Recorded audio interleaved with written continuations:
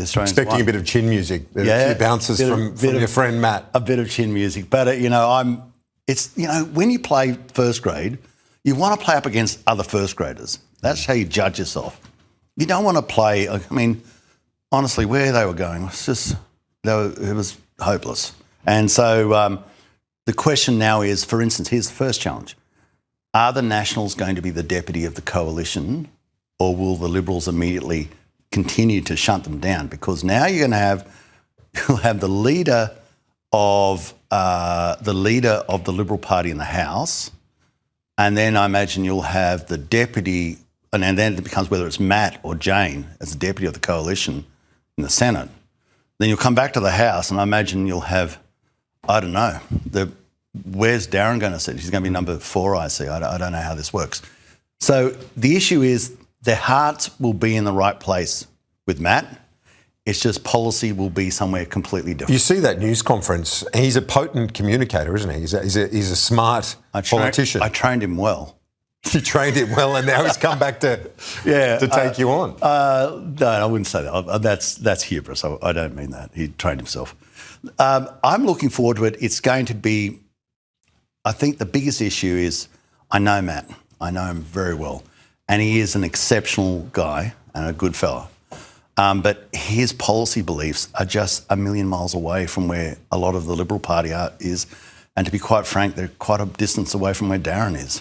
So his own deputy is... Yeah, that'll be an issue that'll come to the fore. And are you confident that One Nation will maintain that surge despite the... Because Canavan, he's from Central Queensland. Mm-hmm. This is... I think he should run in the lower house. The one thing I can say is that was the announcement of Matt going to the leadership of the National Party, and also the announcement of Michelle Landry retiring from politics, because they have to put him into Capricornia. Yeah. If he's the potential Deputy Prime Minister of Australia. So you see that as Michelle Landry also having to leave? That would be one of Michelle Landry's last serious press conferences. Yeah. And because you have to, if you're Deputy Prime Minister, you've got to be in the lower house, don't you? Well, you don't have to be, but if there's something happens to the Prime Minister, you've got to be there, or you've got 3 months to get there. And if you haven't sorted it out, it becomes a mess, because you might miss out on the election, and then you're the Deputy Prime Minister who's out of a job. And so, if you're going to play safe, you have to move to a lower house seat. And the obvious one is Capricornia, which is where Matt lives. He said, it was interesting, he knows where the fight is, and that he's with One Nation. Straight up he said... That's because we're confident. Of course the fight is with us, because what we have done, especially in recent Well, he times, said, what dam has Pauline Hanson built? What road has she built? She's been in politics twice as long as him. And he says, I know plenty of dams and infrastructure that he's done in Central Queensland. What's Pauline Hanson done? Well, I got the money for it. It was the money that I got for the dams, whether it's Charleston Dam, Rookwood Weir, which I got. I remember them applying for it.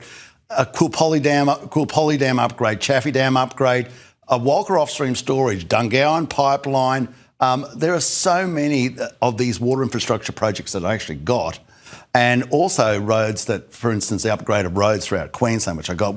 That's you, but he's saying One Nation. What's One Nation done? They didn't have a seat in the House of Representatives. Now they do. It's different. The role of senators is to review legislation that has been determined in the House of Representatives. And where Matt is still currently, he's in the reviewing house, not in the implementing house. The main game is in the House of Reps, and he is in the Senate. So that in itself creates confusion, because you say you're going to introduce ledge now for Treasury issues in the Senate.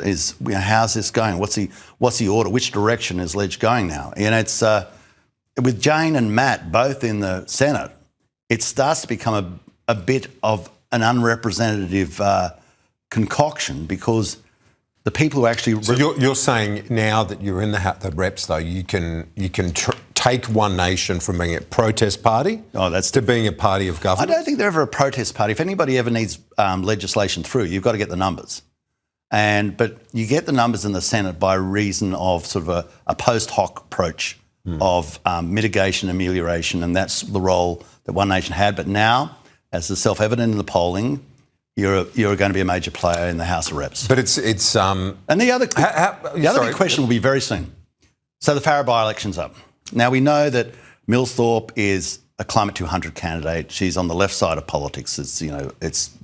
I've met her before. Her name's Tony Windsor. So will the Nationals and the Liberals preference the Socialist over another Conservative or not? And that's a question I think they could answer almost immediately. Over One Nation. How will David Littleproud's leadership be remembered? Demortius nil nisi bonum, as they used to tell me in my Jesuit education. Speak nothing but good of the dead. So you got no thoughts? You're not great. I wish him and Amelia. Would you still be in the Nats if he didn't leave? Sorry if he left earlier. I'm not even going to entertain that because things have moved on. I hope that David and Amelia it's now post hoc. He was my opponent. He's now no longer my opponent. Things move on. I'll move on from that, and I'm sure David will as well. It's game on though now, isn't it, for you? It's going to be a lot more interesting, and I'm looking forward to it. It's nothing worse. It's like when I used to play rugby and running out against the Nimminga Jets. It was very interesting until it got to 103-0.